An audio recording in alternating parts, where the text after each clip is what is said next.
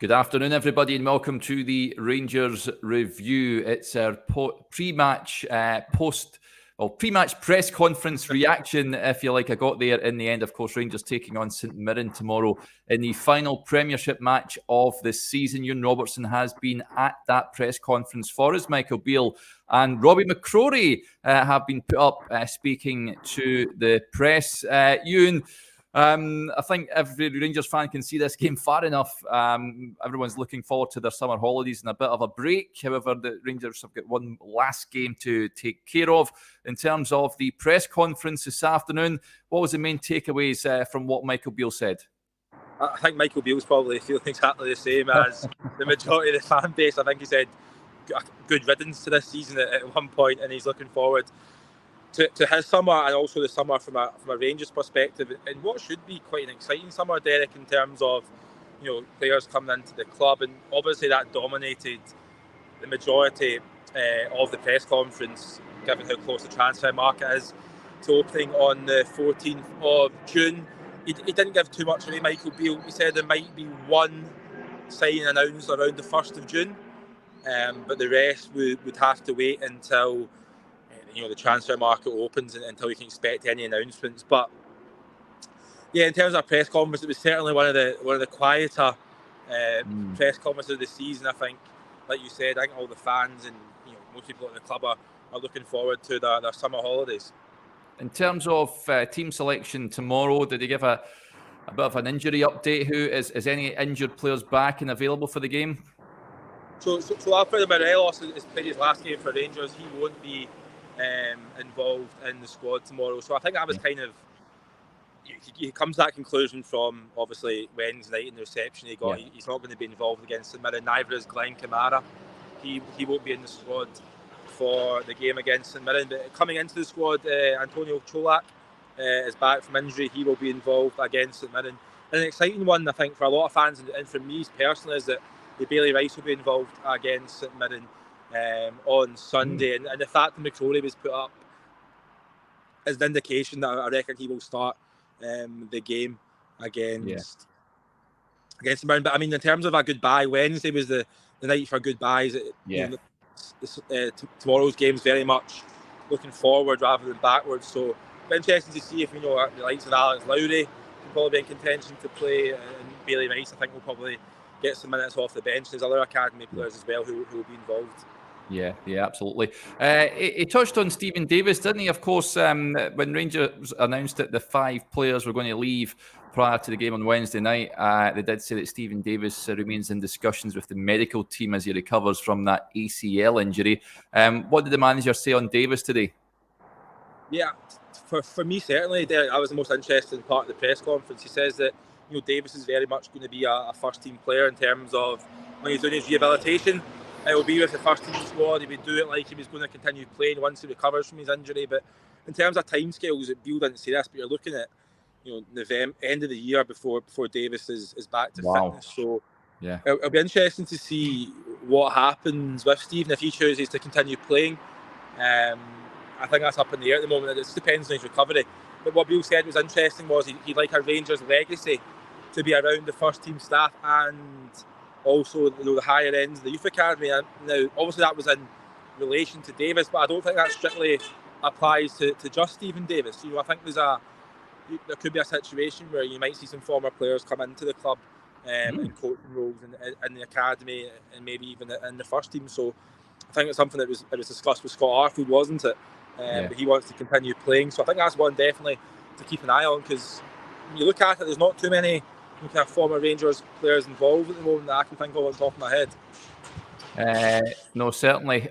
Interesting that. Robbie McCrorie, of course, also put up for the press. First time I've really heard him. I'm not too sure if he's been put up for the press before a game, but he spoke very well, Euan, didn't he? I was very impressed with how Robbie spoke. I'm trying to think there, was it his first time he was in a press conference? I can't remember him doing one, certainly. And he spoke well, he was confident. Even when he was asked about a new goalkeeper coming in the summer, does he think that means that he's going to be number 2? He said that's not the case. He thinks it's all to play for, essentially, for that Rangers number 1 jersey. he's done. I think he's done pretty well since coming in. He also spoke glowingly about Alan McGregor and the influence that McGregor's had on his career. And there's also a very funny anecdote towards the end. He was asked about the fact that his brother Ross got to play in goals for Rangers before he did, and Robbie was, I think he expected that question to come. He was laughing away, and he said, that's something I'm never going to live down my whole career. That his brother played in goals before him. So, I was very, very impressed with how Robbie spoke, and he will start on Sunday. Tomorrow against Mirren. Yeah, absolutely. Yeah, it will be interesting. I know that Jack Butland, of course, heavily rumoured to be coming up the road, so it would be intriguing to see those two battle it out for the number one position. But he's certainly not short of confidence, is he? We say he's a young lad. I mean, he's 25 years of age now, so it's hard to forget. But he did touch on McGregor and how he's been a big influence, especially in the last few weeks as well, where he's really helped him. Yeah, no, as you'd expect, he spoke glowingly about McGregor.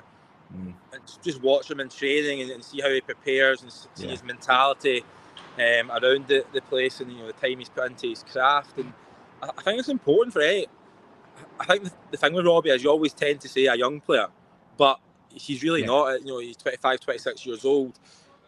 As a goalkeeper, your prime tends to be later in your career rather than the start. So he's probably got a good 10 years left as a good goalkeeper. Look at McGregor, look at Craig Gordon.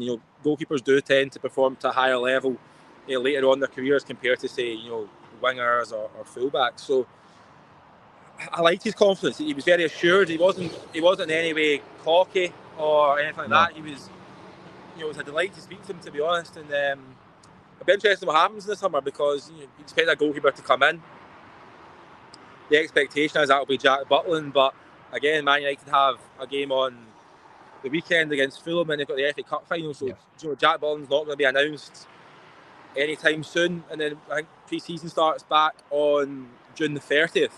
So McCrorie will come back for pre-season, and he's got every right to have faith in his ability that he can be the number one next season. Yeah, absolutely. So any other takeaways from the press conferences that Michael Beale? I know he likes to tease things when he speaks to the media. Was there anything there that sort of pricked your ears, Euan? He was very much on his best behaviour this afternoon, Derek. I know he gets a little bit of criticism sometimes, doesn't he, for saying too much, which I think it's great how honest Michael is with the media, compared to some of his predecessors. I think it should be encouraged. But I mean, he kept his cards close to his chest very much.